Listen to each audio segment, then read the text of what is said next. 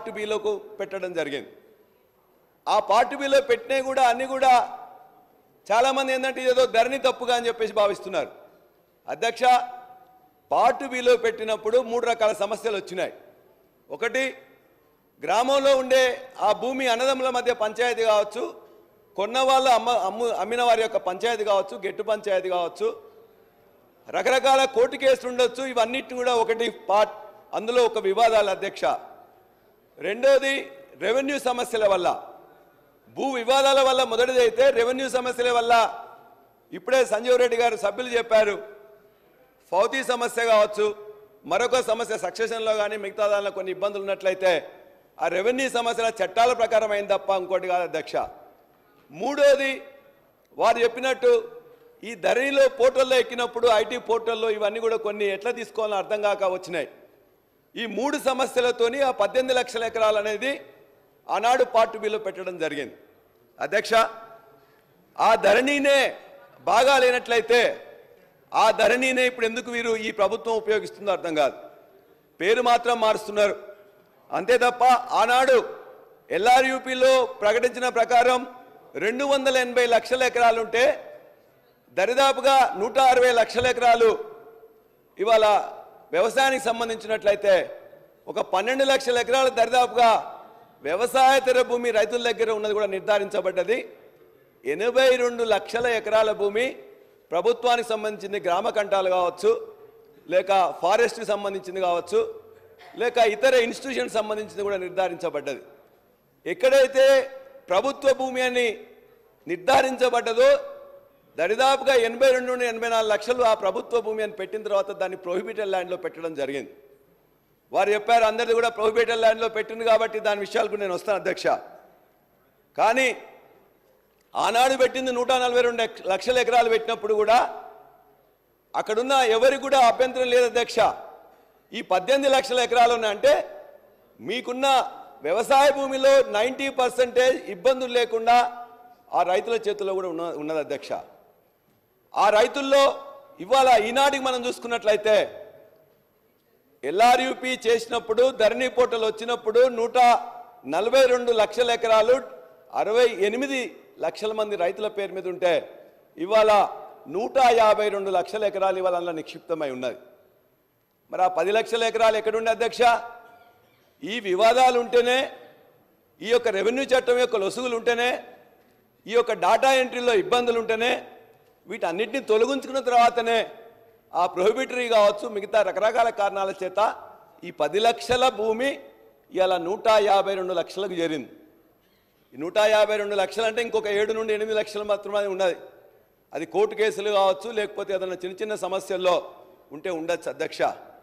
మరి 95% of the గ్రామంలో ఉన్న భూమి అనేది ఆ రైతులకు చెందినప్పుడు వాళ్ళందరికీ కూడా 152 లక్షలకు సంబంధించిన రైతు భూమి వాళ్ళందరికీ కూడా టింగ్ టింగ్ అని వాళ్ళ అకౌంట్లో పడుతున్నప్పుడు, రైతు బీమా సంబంధించింది ఇదే పోర్టల్ మీరు ఉపయోగిస్తున్నప్పుడు, ఇవాళ వాళ్ళు అమ్మిన ప్రొడ్యూస్కి ఏదైతే ఉన్నదో విక్రయ కేంద్రాల ద్వారా ఇదే యాక్ట్ ద్వారా వచ్చిన ఈ భూమి వివరాలు తీసుకొని మీరు చేస్తున్నప్పుడు లేని ఇబ్బంది మీకు ఎక్కడ ఇబ్బందులు అవపడుతుందో అర్థం కావట్లేదు అధ్యక్ష.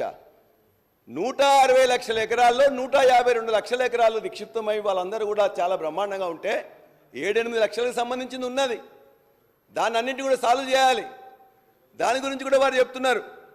ఇవాళ వీరు ఇది ఒకటి కొత్తగా తీసుకొచ్చిండ్రు ఈ యొక్క పోర్టల్ అనేది.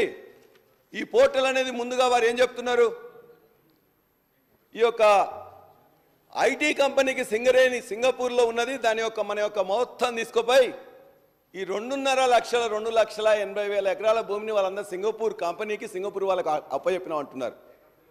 అధ్యక్ష, ఇవాళ Hyderabad is the centre for having all IT companies.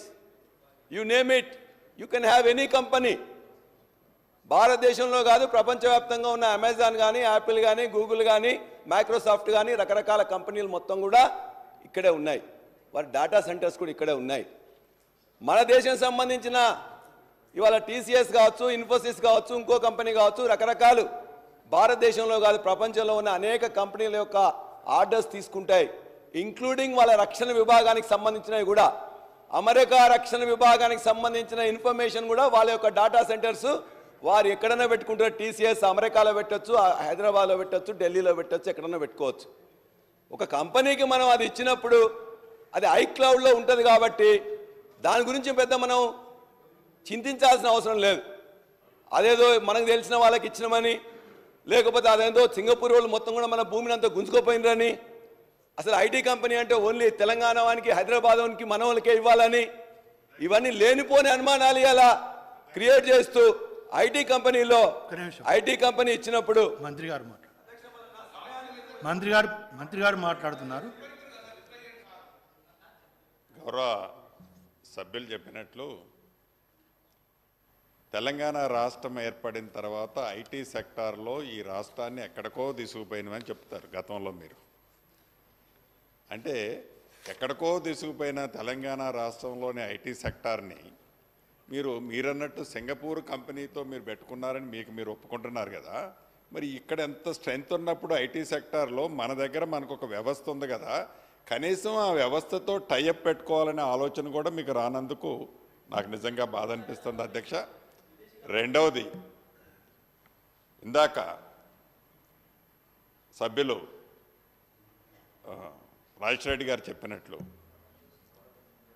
రెండు విషయాలు అధ్యక్ష.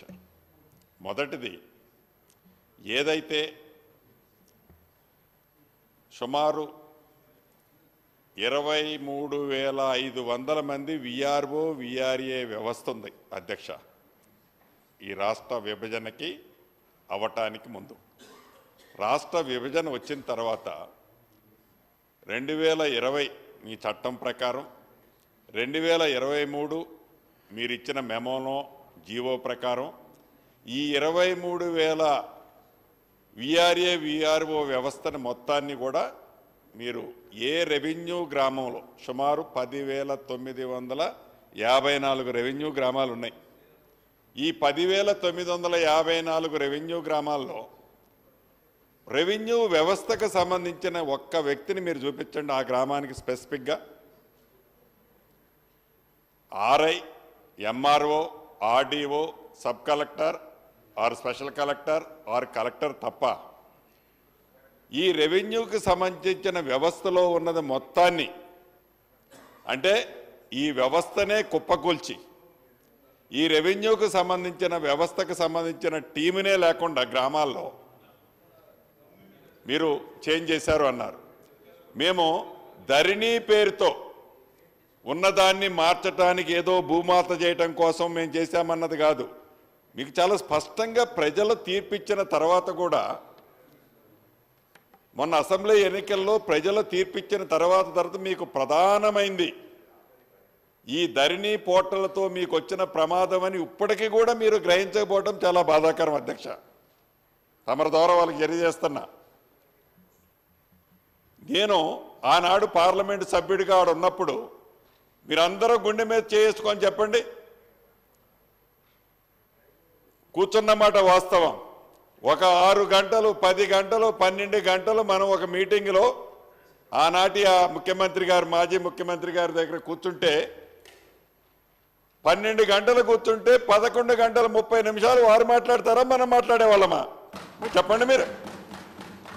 అంటే దాంట్లో నేను డెప్త్గా పోలేదని, దాన్ని ఏదో మీరు ఇట్లా గోకితే నేను గోక్కుండా ఉండను.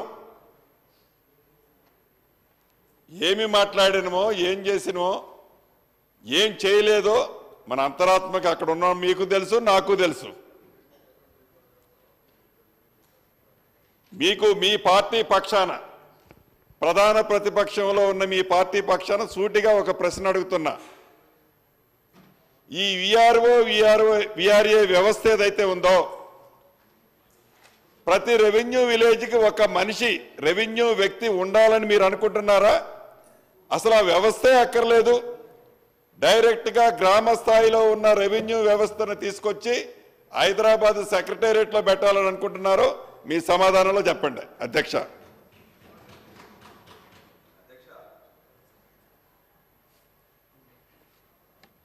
అధ్యక్ష, ఆనాడు పటేల్ పట్వారీ వ్యవస్థ ఉండే, ఆ పహానీల మీద రోజు ప్రతి సంవత్సరం కూడా చేంజ్ చేస్తుందని చెప్పేసి పటేల్ పట్వారీ వ్యవస్థ పోయినప్పుడు ప్రజలందరూ కూడా సంతోషపడ్డారు.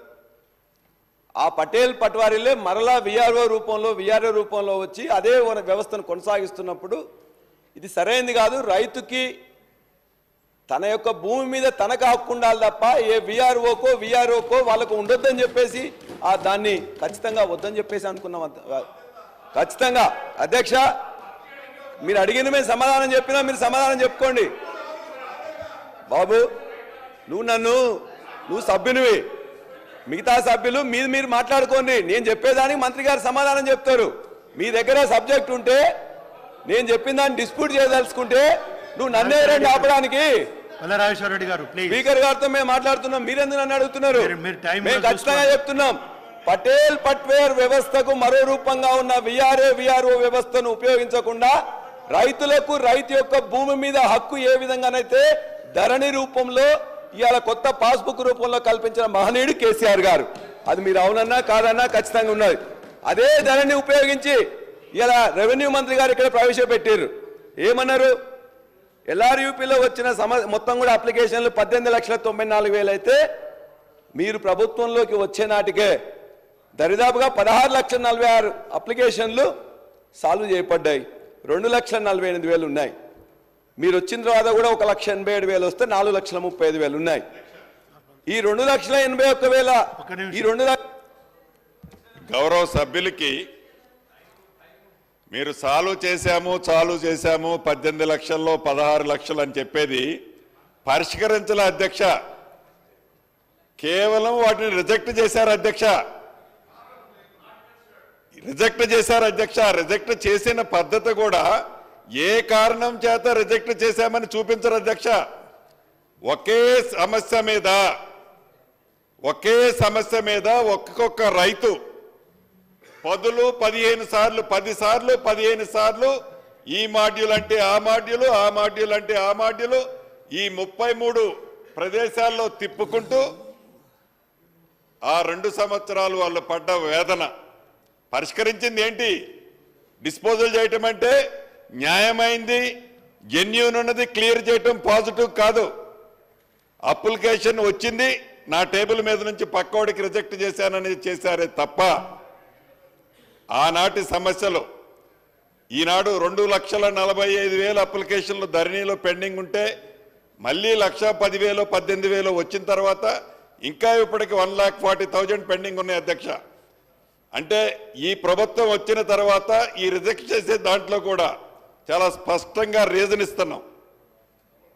ఇది కాదు ఇదని చెప్తున్నాం అధ్యక్ష. డిస్పోజల్ చేయటం అంటే ఉన్న మన దగ్గరకు వచ్చిన పేపర్ని పక్కకు పంపించడం కాదు, రిజెక్ట్ చేయడం కాదు, జెన్యూన్ ఉన్నట్టు వాటిని కూడా మీరు క్లియర్ చేయలేని పరిస్థితి ఆనాడుంది. ప్లీజ్ అధ్యక్ష, నేను మొదలు పెట్టక ముందే వారే మొత్తం కూడా ఇప్పుడే క్లారిఫికేషన్స్ ఇవ్వడం కాదు అధ్యక్ష. దయచేసి మంత్రి గారికి విజ్ఞప్తి, నేను పూర్తిగా అయిపోయిన తర్వాత మీరు దయచేసి ఇస్తే, ఎందుకంటే మేము మొదటి కొత్త సభ్యులం అధ్యక్ష. మీరు ఇట్లా పదే అడ్డుకోవడం వల్ల మాకు ఇబ్బంది అవుతుంది. అధ్యక్ష, సభని తప్పుదోవ పట్టిస్తున్నారు కాబట్టి ఉన్నదాన్ని ఇప్పటికైనా ఒప్పుకొని ఉంటే, అంటే వ్యక్తిగతంగా మీరు చేశారనటంలా ఉన్నదాన్ని ఒప్పుకోక ఆ చేసిన దాన్ని ఏదో కప్పిపుచ్చుకోవాలని మళ్ళీ ఎదట వాళ్ళు మేము ఏదో చేయలేదని ప్రతి సబ్జెక్టులో అంటున్నారు అధ్యక్ష. ఈ ప్రభుత్వం వచ్చి అన్నాలైంది 7 నెలలు పూర్తయింది. ఈ 7 నెలలు పూర్తయిన దాంట్లో ఎన్నికల కోడే 100 రోజుల పైచీలకుంది. ప్రతి దాంట్లో మీ ప్రభుత్వం మీకు ఓపికే లేకపోతే ఎట్లా? 1 సంవత్సరమో 2 సంవత్సరాలు గడిచిన తర్వాత మొన్న బడ్జెట్ ప్రవేశపెడితే దాని మీద కూడా రచ్చ. అంటే ఏంటి? ఏ బడ్జెట్ ప్రవేశపెట్టినో, ఏ బడ్జెట్లో ఏం చేయలేకపోయినో అప్పుడే మీ విమర్శలేంటి? అంత ఆతృత ఎందుకు మీకు? ఇప్పుడు ఈ ధరణిలో కూడా చేసిందంతా మీ పుణ్యం. ఆత్మహత్యలని నిన్న మొన్న చెప్తుంటే సైలెంట్గా కూర్చొని నవ్వుతున్నా. ఆత్మహత్యలు ఎవరి కారణంగా జరిగినాయి? ఇప్పుడు మేము చేసిన ఈ 6 నెలల కార్యక్రమం కాదది. అప్పుడు మొత్తం ఆ పాపమంతా ఇలా సామాన్యులు చనిపోతున్నారు. ఆత్మహత్యల కారణాలు ఏంటి? ఈ ప్రభుత్వం చేసింది కాదు. మాట్లాడితే 7 నెలల్లో అప్పుడే ఏం చేయలేకపోయినాం అధ్యక్ష. మేము 100 రోజులు అదొక్క పడికట్టు పదం తప్ప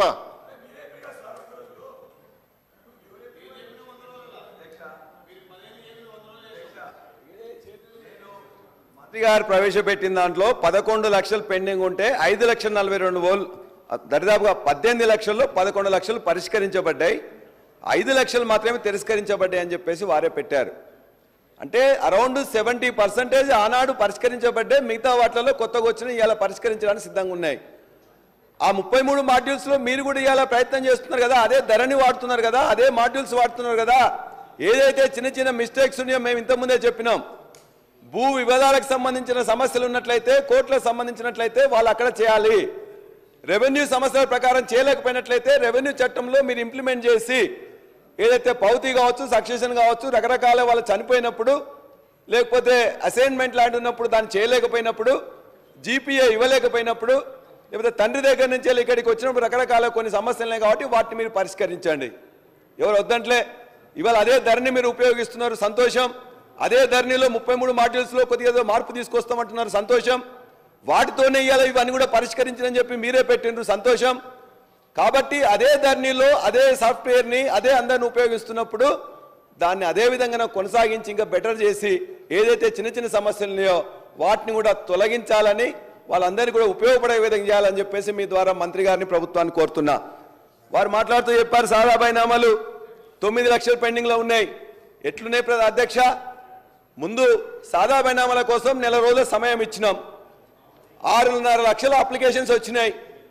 6,13,000 యొక్క సాదా బైనామాల మొత్తం కూడా క్లియర్ చేసి ఒక పైసా ఖర్చు లేకుండా తరతరాల నుంచి వాళ్ళందరూ కూడా వాళ్ళ తండ్రులు తాతలు వాళ్ళ యొక్క ఒక పేపర్ మీద రాసుకుంటే దాని పేరు మీద వాళ్ళకి హక్కు లేకపోతే ఆ హక్కుని 6,13,000 ఎకరాలకు ఇవాళ హక్కు కల్పించింది కేసీఆర్ గారు.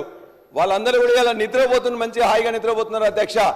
వారందరికీ ఇవ్వడమే కాకుండా రైతు బంధు ఇచ్చినాం, రైతు బీమా ఇచ్చినాం, అన్ని కూడా ఇచ్చినాం అధ్యక్ష. రిపీట్ చేయకండి ప్లీజ్. అధ్యక్ష నేను సైదా బైనామా ఇప్పుడే మాట్లాడుతున్నా అధ్యక్ష. 14 నిమిషాలు అయిపోయింది మీది అధ్యక్ష. ఒక 45 నిమిషాలు ఇవ్వండి అధ్యక్ష, ఎందుకంటే 35 సభ్యులకు సంబంధించి సబ్జెక్ట్ తప్ప వేరేది మాట్లాడిన అధ్యక్ష. సాదా బైనామాలకు సంబంధించి రెండోసారి ఎప్పుడైతే 6,13,000 మందికి అయినప్పుడు 9 లక్షల మంది రెండోసారి కోరితే వాళ్ళందరికీ అవకాశం ఇచ్చినప్పుడు కోర్టు అడ్డంకులు వచ్చినాయి, హైకోర్టు డైరెక్షన్స్ వచ్చింది, చేయలేకపోయినాం తప్ప మేము అన్ని చేసినాం. పెండింగ్ అప్లికేషన్స్ కూడా చేసినాం.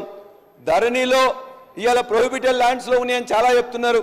ఆ ప్రొహిబిటెడ్ ల్యాండ్స్లో వారు చెప్పింది వాస్తవం. ఇవాళ ఇరిగేషన్ ల్యాండ్లో కొంత ల్యాండ్ ఉన్నప్పుడు ఆ సర్వే నెంబర్ మొత్తం కూడా అలా పెట్టడం జరిగింది.